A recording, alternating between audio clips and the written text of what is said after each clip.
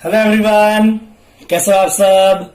मैं निकुंज जरीवाला एक बार फिर से आप सबका स्वागत करता हूं आपके अपने YouTube channel magnetic science institute पे। चलिए बच्चों, इलेक्ट्रोकेमिस्ट्री चैप्टर को अब आगे बढ़ाएंगे। हमने पहले पार्ट में सीखा था about the Daniel cell. Okay, I hope कि आपका वो वीडियो कंप्लीट हो चुका होगा और आपने मेरे चैनल को ऑलरेडी सब्सक्राइब करके रखा है। और अगर सब्सक्राइब नहीं है तो देर किस बात की है, फटाफट जाइए और पहले सब्सक्राइब करिए चैनल को। चलिए, जब हमने डैनियल सेल किया था ना, तो हमने एक तरफ जिंक को कनेक्ट किया था, एक तरफ कॉपर को कनेक्ट किया था और हमने ऐसा कहा था कि जिंक और जिंक का जो सोल्यूशन है उसके बीच में कुछ रिएक्शन होगा, उसकी वजह से वहां पे पोटेंशियल का डिफरेंस डेवलप होता है और उस पोटेंशियल डिफरेंस को हमने कहा था इलेक्ट्रोड पोटेंशियल। और जब हमने जिंक और कॉपर के दो हाफ सेल को कनेक्ट किया था तो हमें 1.1 वोल्ट मिला था, राइट। अब अगर मुझे ये फाइंड करना है कि जो इंडिविजुअल हाफ सेल है, या जिंक का हाफ सेल ले लो या कॉपर का हाफ सेल ले लो, अगर वो इंडिविजुअल हाफ सेल का पोटेंशियल फाइंड करना है तो कैसे कर सकते हैं, राइट। क्योंकि हमने जो डैनियल सेल में किया था वहां तो हमने डिफरेंस मेजर किया था ना, that overall cell potential is the cathode minus anode.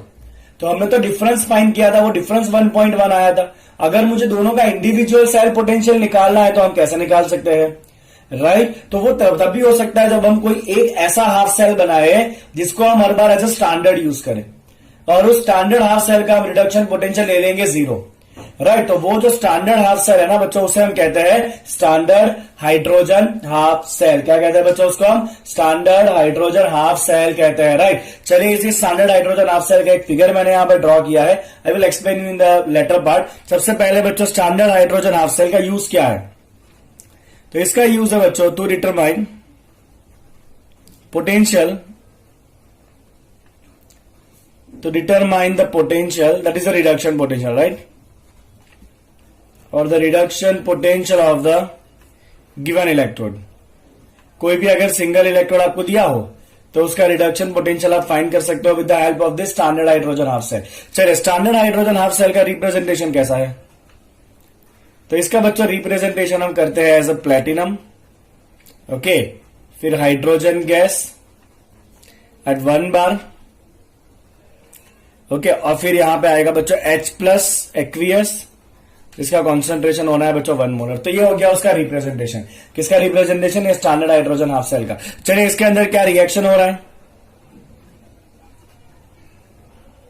तो इसके अंदर बच्चों रिएक्शन होना है आपका H+, 2 इलेक्ट्रॉन को एक्सेप्ट करेगा, 2H+ एक्वियस फॉर्म में 2 इलेक्ट्रॉन को एक्सेप्ट करके ये बन जाएगा H2 गैस, ओके। और ये जो रिएक्शन हो रहा है ना, उसका हम पोटेंशियल लेने वाले हैं 0 at all the temperature, okay. इसके लिए आपका जो रिडक्शन पोटेंशियल है बच्चों for this reaction E0 is taken as a 0, okay, at all temperature,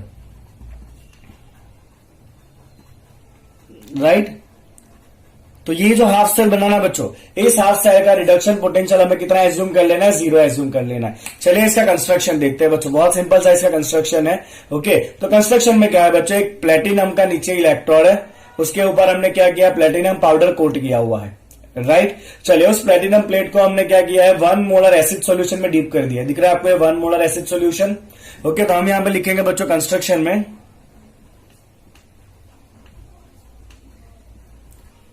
platinum electrode coated with platinum electrode coated with finely divided platinum। क्या करना है बच्चों? इसको हम डीप करने वाले हैं, deep in 1 molar H+ acidic solution. ये कोई भी एसिड आप ले सकते हो, दैट शुड बी 1 मोलर। चलिए, फिर क्या करना है बच्चों? यहां से हमें हाइड्रोजन गैस बबल करना है। ऊपर से हम क्या करेंगे? इस ट्यूब के अंदर हाइड्रोजन गैस को बबल कराएंगे जो यहां से बाहर आ रहा है, राइट। और फिर क्या करना है बच्चों? हमें हाइड्रोजन गैस, और इसका प्रेशर कंपलसरी होना चाहिए बच्चों एट 1 बार। कितना होना चाहिए? हाइड्रोजन गैस का प्रेशर होना चाहिए बच्चों 1 बार। तो hydrogen gas at 1 bar is bubbled through the tube, right. क्या करेंगे बच्चों? हाइड्रोजन गैस लेंगे एट 1 बार और उसको यहां से हम बबल कराने वाले हैं, ओके, फाइन। चलिए बच्चों, अब सवाल यह है कि किस तरह से हम इलेक्ट्रोड पोटेंशियल को मेजर करते हैं। तो हमें क्या करना है, ये स्टैंडर्ड हाइड्रोजन हाफ सेल जो है, let's say it is a standard hydrogen half cell, मैं पूरा नहीं लिखने वाला हूं, राइट। तो ये है बच्चों आपका standard hydrogen half cell, okay. और एक दूसरा हाफ सेल जिसका आपको सेल पोटेंशियल मेजर करना है, तो ये है बच्चों आपका अदर हाफ सेल जिसको हम मेजर करने वाले हैं। अदर हाफ सेल जिसका हमें इलेक्ट्रोड पोटेंशियल मेजर करना है, whose potential is to be measured, this potential is to be measured, right। हम क्या करेंगे, दोनों को बच्चों कनेक्ट कर देंगे विद अ सॉल्ट ब्रिज। आपको याद होना चाहिए डेनियल सेल क्या है बच्चों, ये आपका सॉल्ट ब्रिज है, ठीक है। और यहां पे हम एक्सटर्नली दोनों का जो टर्मिनल होगा, यहां पे भी एक टर्मिनल बाहर आएगा जहां से आपने वो गैस सप्लाई किया था, ये वाला व्हाटएवर इट इज, ओके। तो ये जो यहाँ पे वायर बाहर आता है ना, वो एक्सटर्नल कनेक्शन के लिए होता है। और यहां पे आपका इलेक्ट्रोड है। हम क्या करेंगे, दोनों को बच्चों कनेक्ट कर देंगे विद अ वोल्ट मीटर, ठीक है। जैसे आप कनेक्ट करोगे, केमिकल रिएक्शन बच्चों होने वाला है, और उस केमिकल रिएक्शन के होने की वजह से, ये आपका स्टैंडर्ड सेल है, राइट। केमिकल रिएक्शन होने की वजह से कुछ ना कुछ पोटेंशियल प्रोड्यूस होगा जो हमें ये वोल्ट मीटर दिखाएगा, तो राइट। तो ये जो वोल्ट मीटर दिखाएगा ये ओवरऑल पूरे सेल का पोटेंशियल है, ओके फाइन। तो यहां पे we are assuming that the hydrogen half cell is behaving as anode, और जो दूसरा हाफ सेल आपने कनेक्ट किया जिसका आपको पोटेंशियल मेजर करना है, that will behave as a cathode, right. तो हम पूरा सेल बच्चों क्या बनाएंगे, पूरा सेल हम यहां पे बना रहे हैं प्लेटिनम हाइड्रोजन, एनोड है ना, इस तरह लिखेंगे H+। हाइड्रोजन का प्रेशर कितना रखना है, 1 बार, और H+ कॉन्सेंट्रेशन कितना होगा, 1 मोलर। ये हो गया सॉल्ट ब्रिज। यहां पे जो भी आपका दूसरा सेल है, सपोज मान लेते हैं कि बच्चों ये आपका दूसरा सेल जो है ना, राइट, उसको हम इस तरह रिप्रेजेंट करते हैं, क्योंकि वो कैथोड है तो उसको रिडक्शन के फॉर्म में लिखेंगे। Let's write it like M+N, जहां से वो बना M, okay. And for the sake of simplicity हम इसका भी कॉन्सेंट्रेशन रख रहे हैं 1 मोलर। 1 मोलर क्यों रखा, बिकॉज हमें स्टैंडर्ड पोटेंशियल मिल जाए। क्या मिल जाए बच्चों, स्टैंडर्ड पोटेंशियल मिल जाए, राइट, ओके। चलिए आपका पूरा सेल कंप्लीट हुआ, एक तरफ एनोड एक तरफ कैथोड। तो ओवरऑल यहां पे जो आपको पोटेंशियल मिलेगा वो सेल का पोटेंशियल होगा पूरे का। तो आप क्या लिखोगे बच्चों, ई सेल, क्योंकि सब कुछ स्टैंडर्ड कंडीशन में तो मैं लिख रहा हूं E0 cell is equal to, चलिए क्या होगा बच्चों यहां पे E0 cathode minus E0 anode, ठीक है। चलिए बच्चों, एनोड पे कौन है आपका, स्टैंडर्ड हाइड्रोजन हाफ सेल है। और हमने आगे क्या देखा, स्टैंडर्ड हाइड्रोजन हाफ सेल तो एक रेफरेंस, और उसका सेल पोटेंशियल कितना है, 0 है। तो स्टैंडर्ड हाइड्रोजन हाफ सेल का सेल पोटेंशियल कितना आएगा, 0 आ जाएगा, राइट। तो यहां पे आपका जो भी सेल पोटेंशियल आएगा वोल्ट मीटर में, वो किसका होगा, खाली और खाली कैथोड का रिडक्शन पोटेंशियल होगा, मतलब ये अननोन का रिडक्शन पोटेंशियल होगा, राइट। तो हम यहां पर लिख सकते हैं बच्चों कि ये जो E0 सेल मेजर होगा, ये क्या होगा बच्चों, आपका reduction potential of the unknown electrode. चलिए मिल गया आपको सिंगल इलेक्ट्रोड का रिडक्शन पोटेंशियल, ओके। समझ आ गया बच्चों लॉजिक क्या करना है, वो क्लियर एकदम। This is how you can measure the reduction potential of the unknown cell. जिसका आपको रिडक्शन पोटेंशियल मेजर करना है उसको स्टैंडर्ड सेल के साथ कनेक्ट कर दो, हाइड्रोजन सेल के साथ, और वोल्ट मीटर से उसको ज्वाइन कर दो। जो भी यहां पर रीडिंग आएगा वो खाली किसका रिडक्शन पोटेंशियल होगा, इसका होगा, बिकॉज इसका तो पोटेंशियल कितना है, 0 है। Got with this, clear. चलिए बच्चों, 2 एग्जाम्पल देखते हैं। अगर आपने ये वाला जो इलेक्ट्रोड पोटेंशियल है, ये वाला जो इलेक्ट्रोड है अननोन, अगर आप कॉपर ले रहे हो, राइट, ओके, तो आप पूरा सेल कैसे लिखोगे, तो ये आपका हाइड्रोजन सेल है, that is platinum H2 H+, right, that is 1 molar. और यहां पे क्या लिखोगे बच्चों, 1 बार गैस के नीचे, डबल लाइन। अब यहां पे कौन सा हाफ सेल आपका कॉपर है, suppose that is Cu+2 aqueous to Cu, okay. और ये कॉन्सेंट्रेशन कितना रखना है बच्चों, 1 मोलर रखना है कॉपर सॉल्यूशन का, ठीक है। अगर आपने ये सेल कनेक्ट किया बच्चों, और ओवरऑल अगर आप यहाँ पे सेल पोटेंशियल मेजर करोगे ना, तो यहाँ पे बच्चों आपका ओवरऑल सेल का पोटेंशियल आता है 0.34। कितना रीडिंग दिखाएगा वोल्ट मीटर, 0.34। तो यहाँ पे वोल्ट मीटर ने जो रीडिंग दिखाया वो खाली किसका रिडक्शन पोटेंशियल है बच्चों, कॉपर का, बिकॉज इसका तो स्टैंडर्ड है 0, ओके। तो यहाँ पे आपका ये जो सेल पोटेंशियल है वो किसके लिए है, कॉपर का रिडक्शन पोटेंशियल है स्टैंडर्ड कंडीशन में, राइट। तो यहाँ पे कॉपर का रिडक्शन पोटेंशियल कितना है बच्चों, 0.34 वोल्ट है, ओके। और कॉपर के रिडक्शन प्रोसेस क्या होगी बच्चों, Cu+2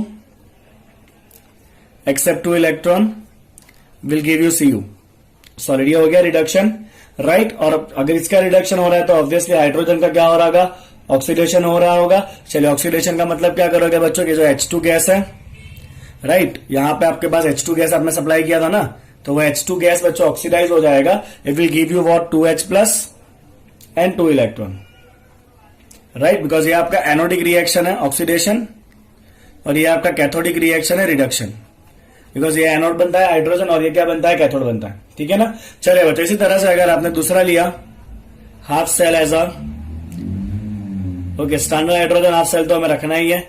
अगर आप इसकी जगह बच्चों जिंक ले रहे हो, कॉपर की जगह क्या ले रहे हो आप, जिंक का दूसरा हाफ सेल लिया आपने, ये वाला।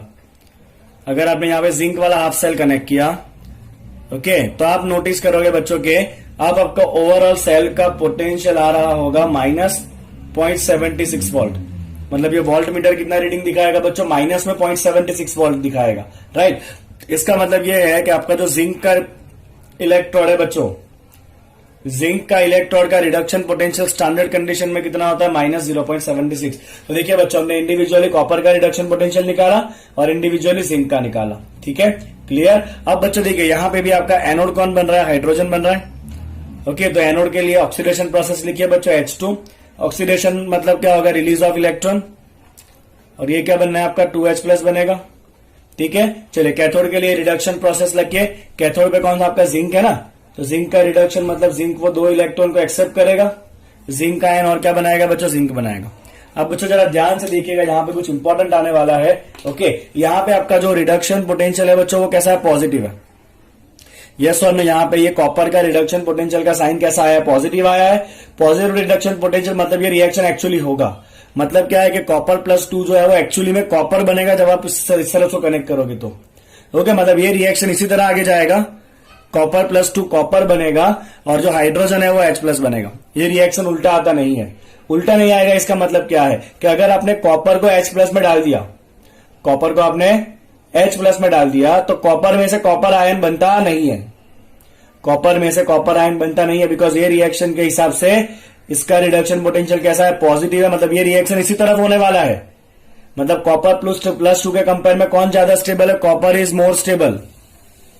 आयन के फॉर्म में ज्यादा स्टेबल कौन है बच्चों, आपका कॉपर जो है वो आयन के फॉर्म में ज्यादा स्टेबल है। ओके, तो ये रिएक्शन इस तरफ होगा, ये रिएक्शन इस तरफ होगा, मतलब हाइड्रोजन जो है ना वो लेस स्टेबल है। बराबर। इसका मतलब क्या है कि आप कॉपर को जब एसिड में डालोगे ना, क्या ये रिएक्शन उल्टा होगा, नहीं होगा। इसलिए मैंने डार्क एरो इस तरफ मारा है कि ये रिएक्शन जो है वो इसी तरफ होगा जो हमने एरो दिखाया है। अब आप नीचे जब देखोगे ना तो आपको क्लियरली पता चलेगा कि डिफरेंस क्या है दोनों के बीच में। तो यहां पे क्या होगा बच्चों के, कॉपर को सॉलिड फॉर्म में अगर आप H प्लस मतलब एसिड में डालोगे तो ये रिएक्शन में हाइड्रोजन गैस इवॉल्व होता नहीं है, बिकॉज हाइड्रोजन कम स्टेबल है, कॉपर खुद ज्यादा स्टेबल है, तो कॉपर रिएक्शन करता नहीं है। ओके, तो यहां पे हम क्या करेंगे बच्चों, copper does not dissolve in acid, copper acid में डिसॉल्व नहीं होता है। चलिए बच्चों यहां पे देखिए, अब आपने ये रिएक्शन लिख दिया कि एनोड के ऊपर H2 में से H प्लस बना और कैथोड के ऊपर Zn प्लस 2 में से Zn बना, राइट। बट ये जो रिएक्शन है ना Zn प्लस 2 में से Zn, ये रहा Zn प्लस 2 में से Zn, इसका रिडक्शन पोटेंशियल कैसा आ रहा है बच्चों, नेगेटिव आ रहा है। मतलब रिडक्शन पोटेंशियल इसका नेगेटिव है ना, आपका यहाँ पे जो E0 है बच्चों वो वैल्यू कैसा है, नेगेटिव है। नेगेटिव है, इसका मतलब ये है कि ये रिएक्शन एक्चुअली इस तरफ नहीं होगा, ये रिएक्शन कहां होता है बच्चों, इस तरफ होता है। अगर ये जिंक का रिएक्शन उल्टा हो रहा है तो ये हाइड्रोजन का रिएक्शन भी क्या होगा बच्चों, उल्टा होगा। यस और नो, अगर जिंक का रिएक्शन उल्टा हो रहा है तो ऑब्वियसली हाइड्रोजन का रिएक्शन भी कैसा होना है आपका, उल्टा होने वाला है। बराबर। मतलब यहां पे जिंक का एक्चुअल में ऑक्सीडेशन होगा, तो सही सही में जब आप लिखोगे ना तो जिंक यहां पे एज ए एनोड बिहेव करेगा, क्योंकि जिंक का ऑक्सीडेशन होगा Zn में से Zn प्लस 2, क्योंकि ये रिएक्शन का तो रिडक्शन पोटेंशियल नेगेटिव है, मतलब ये रिएक्शन इस डायरेक्शन में नहीं होगा, ये रिएक्शन कैसे होगा, उल्टा होगा। मतलब जिंक का ऑक्सीडेशन होगा, तो एक्चुअली में जिंक यहां पे एनोड बनता है और ये क्या बनेगा, कैथोड बनेगा। एक्चुअली में जब आप कनेक्ट करोगे तब हम एज्यूम तो यही करते हैं कि ये एनोड बना, ये कैथोड बना, हम एज्यूम यही करते हैं, बट एक्चुअली रिएक्शन जो है वो उससे उल्टा हो रहा होगा, बिकॉज इसका पोटेंशियल कैसा आया, नेगेटिव आया है। मतलब जिंक एनोड बना होगा, ये कैथोड बना होगा। चलिए एक और चीज देखिए बच्चों, ये रिएक्शन इस तरफ जा रहा है ज्यादा, मतलब जब आप जिंक को एसिड में डालोगे तो क्या होगा, जिंक को आप एसिड में डालोगे तो जिंक क्या बन जाएगा, Zn प्लस 2 बन जाएगा, और एसिड में से H प्लस क्या बन जाएगा, हाइड्रोजन बन जाएगा। मतलब जिंक जो है ना वो एसिड में डिसॉल्व हो जाएगा, बिकॉज जिंक जब एसिड से रिएक्ट कर रहा है तो वो क्या कर रहा है, आयन में जा रहा है, आयन में जा रहा है, मतलब ये रिएक्शन इस तरफ ज्यादा हो रहा है। मतलब ये जिंक जो है ना वो +2 आयन बन जाएगा, मतलब +2 आयन इज मोर स्टेबल। बराबर। +2 आयन कैसा है, ज्यादा स्टेबल है। यहां पे ये रिएक्शन इस तरफ आ रहा है, मतलब ये हाइड्रोजन कैसा है, ज्यादा स्टेबल है। मतलब जैसे ही आप जिंक को H+ में डालोगे ना, तो जिंक खुद ज्यादा स्टेबल +2 फॉर्म में चला जाएगा और हाइड्रोजन H+ में से एसिड में से हाइड्रोजन गैस इवॉल्व होगा। इसका मतलब ये होता है बच्चों कि zinc dissolve in hydrogen, sorry zinc dissolve in acid. बोलो आपको समझ में आया बच्चों, रिडक्शन पोटेंशियल पॉजिटिव और नेगेटिव का मतलब क्या है वो क्लियर है एकदम। यहां पे आपका सॉरी ये वैल्यू कैसा था आपका, नेगेटिव था ना, मैंने पॉजिटिव क्यों कर दिया, this value was negative. Okay, यहां पे इसका रिडक्शन पोटेंशियल पॉजिटिव है कॉपर का, तो वो एसिड में इस एसिड के साथ रिएक्ट नहीं करेगा। जिसका रिडक्शन पोटेंशियल नेगेटिव है वो एसिड के साथ रिएक्ट करेगा, एसिड में डिसॉल्व हो जाएगा। Got it. चलिए बच्चों, इसी तरह से आप अलग अलग जब इलेक्ट्रोड का इलेक्ट्रोड पोटेंशियल मेजर करोगे और उन सारे इलेक्ट्रोड को जब आप पोटेंशियल के डिक्रीजिंग ऑर्डर में अरेंज करोगे, पोटेंशियल के डिक्रीजिंग ऑर्डर में अरेंज करोगे ना, तो आपको एक पूरा सीरीज मिलेगा और उस सीरीज को हम कहते हैं बच्चों EMF सीरीज। तो इसके बाद का टॉपिक है आपका EMF सीरीज। बट उसके पहले बच्चों आप ये देखिए कि यहां पे जो प्लेटिनम हमने लगाया था ना हाइड्रोजन हाफ सेल में, प्लेटिनम खुद रिएक्शन में पार्ट ले रहा नहीं है। प्लेटिनम खाली क्या कर रहा है, प्लेटिनम सरफेस प्रोवाइड कर रहा है हाइड्रोजन को ऑक्सीडेशन या रिडक्शन होने के लिए। Getting it right. तो ऐसे इलेक्ट्रोड जो खुद रिएक्शन में पार्टिसिपेट नहीं करते हैं बट खाली सरफेस प्रोवाइड करते हैं ऑक्सीडेशन और रिडक्शन को होने के लिए, उनको हम कहते हैं बच्चों इनर्ट इलेक्ट्रोड। क्या कहते हैं उनको हम, इनर्ट इलेक्ट्रोड कहते हैं। राइट। चलिए बच्चों, तो इनर्ट इलेक्ट्रोड का डेफिनेशन मैंने लिख दिया है। Electrons which do not take part in oxidation and reduction but provide the surface for oxidation and reduction are called as what, inert electrode, जैसे कि ग्रेफाइट एंड प्लेटिनम। तो यहां पे देखिए बच्चों, इलेक्ट्रोड एक्चुअली किसका है, ब्रोमीन का रिडक्शन ऑक्सीडेशन रिडक्शन हो रहा है और वो किसके सरफेस पे हो रहा है, प्लेटिनम के सरफेस पे हो रहा है। सेम यहां पे भी ऑक्सीडेशन हो रहा है हाइड्रोजन का और वो किसके सरफेस के ऊपर हो रहा है बच्चों, प्लेटिनम के ऊपर हो रहा है। राइट। तो यहां पे प्लेटिनम खाली सरफेस प्रोवाइड कर रहा है, तो प्लेटिनम क्या होगा आपका, इनर्ट इलेक्ट्रोड हो जाएगा। Okay clear. चलिए बच्चों, अब आपको बहुत इंपॉर्टेंट डिस्कशन करने वाला हूं, that is about the EMF series. Okay, मैं आपके सामने अभी EMF सीरीज रखूंगा जहां पे मैंने कुछ पर्टिकुलर एलिमेंट्स को यहां पे इंक्लूड किया है just to explain you about all the necessary things. Okay, let's see that. चलिए, तो सबसे इंपॉर्टेंट सबसे पहला फैक्ट जो है वो है कि यहां पे ये जो है ना वो सारे के सारे क्या है बच्चों, रिडक्शन पोटेंशियल है। क्या है, सारे के सारे रिडक्शन पोटेंशियल। सबसे पहले जो सबसे मैक्सिमम है वो आएगा, जैसे कैसे नीचे जाओगे वैल्यू कैसा होता जाएगा बच्चों, कम होता जाएगा और फिर नेगेटिव होता जाएगा। राइट। जीरो वैल्यू किसके लिए है, तो हम हाइड्रोजन के लिए वैल्यू कितना लेते हैं, रिडक्शन का वैल्यू 0 लेते हैं। ओके, सबसे ज्यादा वैल्यू है बच्चों फ्लोरीन का। और सबसे पहले आप ये समझो कि यहां पे इस पर्टिकुलर रिएक्शन कोई भी हो, ये पर्टिकुलर रिएक्शन के लिए अगर आपका पोटेंशियल बच्चों पॉजिटिव है, पॉजिटिव है इसका मतलब क्या है कि रिएक्शन जो है ना वो इसी डायरेक्शन में होगा, फॉरवर्ड डायरेक्शन में, क्योंकि उसका पोटेंशियल कैसा है बच्चों, पॉजिटिव है। इसका मतलब यह है कि फ्लोरीन जो है ना वो बहुत इजीली इलेक्ट्रॉन एक्सेप्ट कर लेता है और खुद क्या बन जाता है, F- आयन बन जाता है। Okay fine right. अगर ये इलेक्ट्रॉन को एक्सेप्ट कर रहा है, इलेक्ट्रॉन को एक्सेप्ट करना मतलब खुद का रिडक्शन होना, खुद का रिडक्शन होना मतलब दूसरे का क्या करना, ऑक्सीडेशन करना। राइट। दूसरे का ऑक्सीडेशन करना मतलब ये नेचर में कैसा होगा, ऑक्सीडाइजिंग एजेंट। कौन, फ्लोरीन। क्योंकि फ्लोरीन जो है वो बहुत इजीली इलेक्ट्रॉन को एक्सेप्ट करेगा, खुद जो है वो रिड्यूस होगा, दूसरे को क्या करेगा, ऑक्सीडेशन करेगा। तो फ्लोरीन जो है वो स्ट्रॉन्गेस्ट ऑक्सीडाइजिंग एजेंट है। क्या बच्चे, फ्लोरीन जो है वो strongest oxidising agent, strongest oxidising agent. Right. Okay, और ये रिएक्शन इस डायरेक्शन में सबसे ज्यादा होगा, इसका मतलब ये F- कैसा होता है बच्चों, मोस्ट स्टेबल होता है, क्योंकि ये रिएक्शन जो है वो इसी डायरेक्शन में होता रहेगा, रिटर्न जाने वाला नहीं है। मतलब फ्लोरीन कैसा होता है बच्चों, we can say fluorine is a most stable anion from this particular anode cathode reduction potential. Okay, चलिए बच्चा देखिए, जैसे जैसे आप नीचे जाओगे पोटेंशियल का वैल्यू कम हो रहा है, कम हो रहा है मतलब ये रिएक्शन इस तरफ होने का जो टेंडेंसी है वो धीरे धीरे कम होता जाएगा।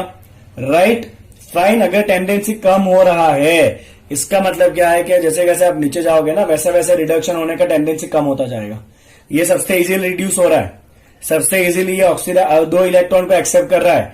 मतलब यहां पे मैं एक और चीज लिखूंगा बच्चों, स्ट्रॉन्गेस्ट ऑक्सीडाइजिंग एजेंट का मतलब है मोस्ट इजीली रिड्यूस्ड। फ्लोरीन क्या होता है बच्चों, मोस्ट इजीली रिड्यूस होता है, बहुत ध्यान से देखिएगा। ओके, जैसे जैसे नीचे जाओगे वैसे वैसे रिड्यूस होने की टेंडेंसी कम होती जाएगी। ओके, तो मैं यहां पे बच्चों एक नीचे की तरफ एरो मार रहा हूं और यहां पे मैं लिख रहा हूं नीचे की तरफ एरो मार के tendency of reduction decrease. Right, we will write this as tendency of reduction decrease.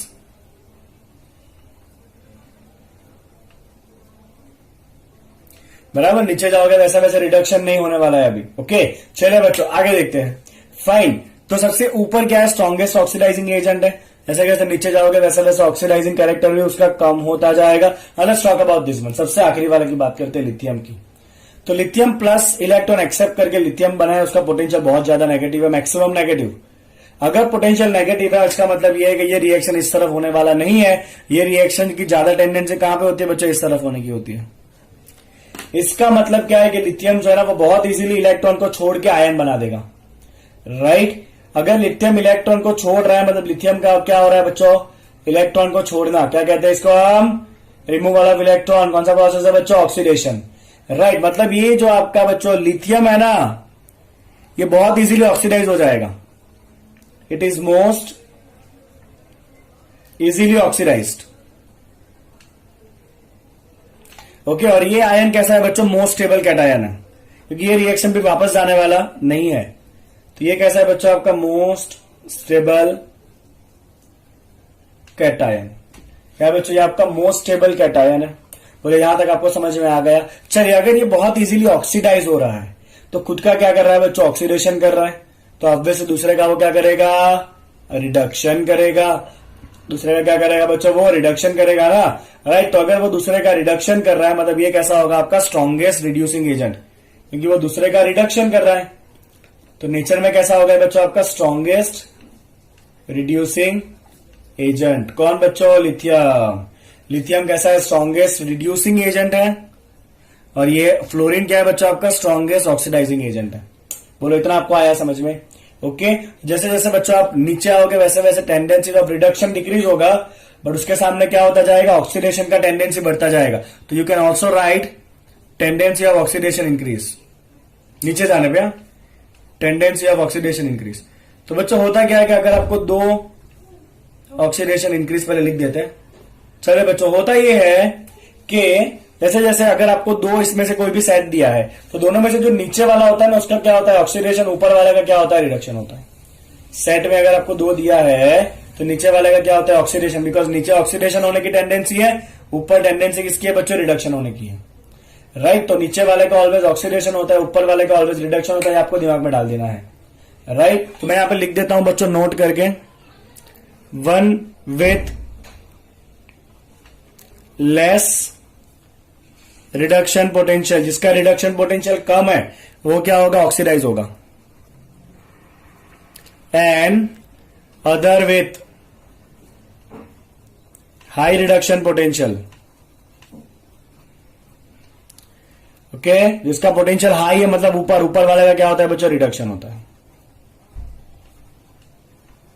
ठीक है, तो अगर आपको ऐसा सवाल पूछा जाए बच्चों कि अगर मान लीजिए कि हमने जिंक को PbCl2 में डाल दिया, क्या रिएक्शन होगा, विल देयर बी रिएक्शन। अगर आप जिंक को PbCl2 में डालो तो क्या कोई रिएक्शन होगा कि नहीं होगा। तो आप सिंपल से सोचिए बच्चों, अगर रिएक्शन हुआ, सपोज रिएक्शन हुआ तो क्या होगा, तो जिंक जो है वो डिजोल्व होकर Zn+2 बनेगा। और पीबी यहां पे ऑलरेडी +2 फॉर्म में, बिकॉज वो PbCl2 है, तो ऑलरेडी ये जो +2 फॉर्म में है वो रिड्यूस होकर पीबी बनेगा। तो जिंक में से जिंक +2 बन रहा है, मतलब इसका क्या हो रहा है, ऑक्सीडेशन हो रहा है। Pb+2 में से Pb बन रहा है, तो इसका क्या हो रहा है, रिडक्शन हो रहा है। बराबर। अब चेक करें दोनों का पोटेंशियल कितना है। तो जिंक का पोटेंशियल है बच्चों -0.74 और लेड का पोटेंशियल कितना है, -0.13। तो नीचे कौन आएगा, ऊपर कौन आएगा, ये -0.13 है, ये -0.74 है। ज्यादा नेगेटिव है तो ये कहां पे आएगा, सीरीज में डाउन आएगा। ये कहां पे आएगा, सीरीज में अप आएगा। अपना लॉजिक क्या कहता है बच्चों, जो अप है सीरीज में ऊपर है हाई पोटेंशियल, उसका क्या होता है, हाई पोटेंशियल का, and other with high reduction potential का क्या होता है, रिडक्शन। जो ऊपर है उसका क्या होता है बच्चों, रिडक्शन होता है। और जो नीचे है मतलब जिसका पोटेंशियल डाउन है, वो डाउन वाले का, चलिए यहां पे शॉर्ट में लिख देते हैं बच्चों, डाउन वाले का क्या होता है, ऑक्सीडेशन। और सीरीज में अप वाले का क्या होता है, रिडक्शन होता है। तो अप वाले का रिडक्शन होना चाहिए, डाउन वाले का होना चाहिए ऑक्सीडेशन। क्या हो रहा है, ऐसा ऑक्सीडेशन ही हो रहा है, इसका रिडक्शन ही हो रहा है, मतलब यहां पे रिएक्शन होगा। Zinc will replace the lead. Okay, but अगर बच्चों आपको ऐसा दिया हुआ है कि सपोज क्वेश्चन आपका है कि copper in magnesium chloride, will there be any reaction? Okay, चलिए बच्चों देखते हैं ध्यान से। कॉपर मैग्नीशियम क्लोराइड में डालो तो क्या होगा? तो यहां पे कॉपर आपका 0 फॉर्म में, यहां से ऑक्सीडाइज होकर +2 हो सकता है। मैग्नीशियम ऑलरेडी आयन के फॉर्म में +2, तो मैग्नीशियम यहां से रिड्यूस होकर Mg बन सकता है। यस और नो? होगा ऐसा? क्लियर आपको? फाइन। चलिए, मतलब यहां पे इसका ऑक्सीडेशन हो रहा है और इसका क्या हो रहा है? रिडक्शन हो रहा है। चलो देखो सीरीज में किस कौन ऊपर है कौन नीचे है। तो कॉपर कहां पर है? ये रहा। कॉपर सीरीज में अप है और मैग्नीशियम कहां पर है? सीरीज में डाउन है। नीचे है ना मैग्नीशियम। आपको एग्जाम में पोटेंशियल दिया होगा। ओके, तो हमने क्या सीखा बच्चों? जो अप है उसका होना चाहिए रिडक्शन और जो डाउन है उसका होना चाहिए ऑक्सीडेशन। चेक करिए, ऐसा हो रहा है? इसका होना चाहिए रिडक्शन बट इसका हो रहा है ऑक्सीडेशन है, मतलब ये रिएक्शन पॉसिबल नहीं है। There be no reaction, there be no reaction in this. समझ आ रहा है बच्चों आपको? इतना क्लियर हो रहा है आपको? फाइन, इतना आपको समझ में आया? इतना याद रखिए, जो सीरीज में ऊपर है उसका रिडक्शन, नीचे है उसका ऑक्सीडेशन। ऊपर है वो ऑक्सीडाइजिंग एजेंट होगा, नीचे है वो रिड्यूसिंग एजेंट होगा। Got it? क्लियर आपको इतना? फाइन। चले बच्चों, एक और बात, अगर हमने कॉपर को नाइट्रिक एसिड में डाला तो क्या होगा? क्या कॉपर नाइट्रिक एसिड में डिसॉल्व होगा? यस और नो? Let's see that. चले बच्चों देखते हैं कि क्या कॉपर नाइट्रिक एसिड में डिसॉल्व होगा। तो मैंने कॉपर ले लिया, उसको नाइट्रिक एसिड में डाल दिया। चलिए, तो कॉपर अगर डिसॉल्व होगा मतलब वो खुद आयन बनेगा। ओके, और नाइट्रिक एसिड का जो NO3- है बच्चों, नाइट्रिक एसिड का जो NO3- है, राइट, उसका ये क्या हो रहा है बच्चों? आपका ऑक्सीडेशन हो रहा है ना, कॉपर में से कॉपर +2। फाइन, तो चेक करें क्या नाइट्रिक एसिड यहां पे रिड्यूस होने के काबिल है? फाइन, इसका रिडक्शन होना चाहिए। ओके, तो अगर NO3- में अगर आप N का ऑक्सीडेशन नंबर निकालोगे ना बच्चों, तो N का ऑक्सीडेशन नंबर आता है आपका, आता है +5। आपको रेडॉक्स में आपने सीखा होगा ऑलरेडी। ओके, तो यहां पे रिड्यूस होकर वो NO बन सकता है। ओके, चेक करिए क्या रिएक्शन पॉसिबल है। तो आप देखिए कॉपर कहां है और NO3 कहां था? NO3 सीरीज में ऊपर है, कॉपर नीचे है। तो NO3 कहां पर है बच्चों? सीरीज में अप है। और कॉपर कहां पर है बच्चों? सीरीज में डाउन है। चलिए, हमने क्या सीखा? जो अप है उसका क्या होना चाहिए? रिडक्शन होना चाहिए। और जो डाउन है उसका क्या होना चाहिए? ऑक्सीडेशन। चेक करिए, हो रहा है रिडक्शन? यस। हो रहा है इसका ऑक्सीडेशन? यस। मतलब कॉपर जो है, copper dissolve in nitric acid,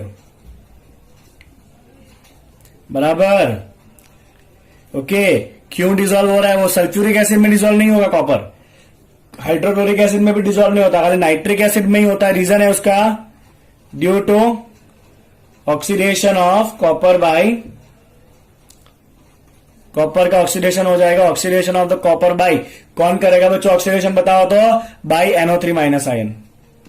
तो NO3- जो है ना वो कॉपर को ऑक्सीडाइज कर देगा, इसलिए कॉपर जो है ना वो नाइट्रिक एसिड में डिसॉल्व हो जाता है। Okay, got it? चलो बच्चों, ये बताओ कॉपर सल्फेट को जिंक पॉट के अंदर भर सकते हो आप? Is it possible? चलिए देखते हैं। अगर मैंने सपोज कॉपर सल्फेट को जिंक के पॉट में भरा, बराबर। ओके, तो यहां पे बच्चों कॉपर का क्या हो सकता है? कभी कॉपर +2 फॉर्म में, आयन के फॉर्म में, राइट, कॉपर सल्फेट में। तो यहां से कॉपर का रिडक्शन हो सकता है, बराबर है। और जिंक खुद अभी Zn0 के फॉर्म में, तो वहां से वो ऑक्सीडाइज हो सकता है, बराबर। ओके, इतना क्लियर है? चलिए अब देखिए कि सीरीज में ऊपर कौन है नीचे कौन है। तो इसका जो आपका रिडक्शन पोटेंशियल है बच्चों, आपको लिखना कैसे एग्जाम में वो बता रहा हूं। ओके, तो यहां पे आपका एनोड कौन बनेगा, कैथोड कौन बनेगा, बताइए। तो जिंक का ऑक्सीडेशन हो रहा है, ऑक्सीडेशन जिसका होता है वो क्या बनता है बच्चों? एनोड बनता है। ओके, और कॉपर का रिडक्शन हो रहा है तो कॉपर क्या बनता है बच्चों? आपका कैथोड बनता है। आगे ना? यस और नो? तो इसका अगर आप ओवरऑल सेल का पोटेंशियल निकालोगे बच्चों, कितना होगा ओवरऑल सेल का पोटेंशियल? तो यहां पे बच्चों आपका ओवरऑल सेल का पोटेंशियल आ जाएगा E0 cell is equal to, क्या होता है बच्चों? That is E0 of cathode minus E0 of anode. सीखा है आपने ऐसा? चलिए, कैथोड पे कौन है बच्चों? कैथोड बन रहा है यहां पे, किसका कैथोड बन रहा है? कॉपर का बन रहा है कैथोड। समझ आ रहा है ना आपको? क्वेश्चन दिख रहा है ना अलग अलग? यहां पर क्वेश्चन है कॉपर सल्फेट इन जिंक पॉट। तो कॉपर का रिडक्शन हो सकता है, राइट, मतलब कॉपर बनेगा कैथोड, जिंक का ऑक्सीडेशन ही पॉसिबल है तो जिंक बनेगा एनोड। ओके, चलो बच्चों, तो कैथोड का कॉपर का रिडक्शन पोटेंशियल चेक करो, यहां से कितना है? 0.34 माइनस, चलिए एनोड पे कौन है आपका? जिंक है, जिंक का चेक करो कितना है? -0.74। चलिए बच्चों, दोनों को मिला के कितना हो गया? प्लस में आया आंसर 1.1 वोल्ट। आंसर आपका प्लस में आया, इसका मतलब क्या है? इसका मतलब ये है कि ये रिएक्शन होंगे, मतलब जिंक जो है ना वो ऑक्सीडाइज हो जाएगा और कॉपर रिड्यूस हो जाएगा। इसका मतलब यह है कि जो जिंक का पॉट है ना बच्चों, वो जिंक के पॉट में से, सपोज ये जिंक का पॉट है और ये भरा है कॉपर सल्फेट, तो होगा क्या, जिंक के पॉट में से आयन जो है ना वो अंदर जाना चालू हो जाएंगे, क्योंकि जिंक क्या हो जाएगा, ऑक्सीडाइज होकर +2 बन जाएगा, और इसके अंदर जो कॉपर आयन होंगे ना वो इसके ऊपर जमा होने लगेंगे। मतलब आपका जो भी कंटेंट है ना उसके अंदर बहुत जल्दी छेद पड़ जाएंगे। मतलब आप इस कॉपर सल्फेट के सॉल्यूशन को जिंक के पॉट में नहीं भर सकते, बिकॉज जिंक ज्यादा रिएक्टिव है, जिंक ऑक्सीडाइज हो जाएगा और उसके अंदर छेद हो जाएंगे। क्लियर, समझ आ गया बच्चों आपको? इतना जो मैंने कराया वो ईएमएफ सीरीज। ओके, अब इस तरह से आप किसी भी क्वेश्चन को चेक कर सकते हो by this concept of up and down. Fine, okay. चलिए बच्चों, आज का लेक्चर जो है वो यहीं पे हम खत्म करेंगे। अगले लेक्चर में हम बहुत इंपॉर्टेंट काम करने वाला, दैट इज कॉल्ड एज नॉन-स्टिक इक्वेशन। अभी तक हमने यही देखा है कि जो भी आपका सॉल्यूशन होगा इलेक्ट्रोड का, उसका मोलारिटी होता है 1 मोल। ओके, अगर 1 मोलर नहीं है और कोई और कॉन्सेंट्रेशन है तो क्या करेंगे? तो वहां हमें बच्चों यूज करना पड़ेगा नॉन-स्टिक इक्वेशन, जो हमारा कल का टॉपिक है। फाइन, चलिए यहां पे हम लेक्चर को इधर ही कंप्लीट करते हैं। Thank you so much.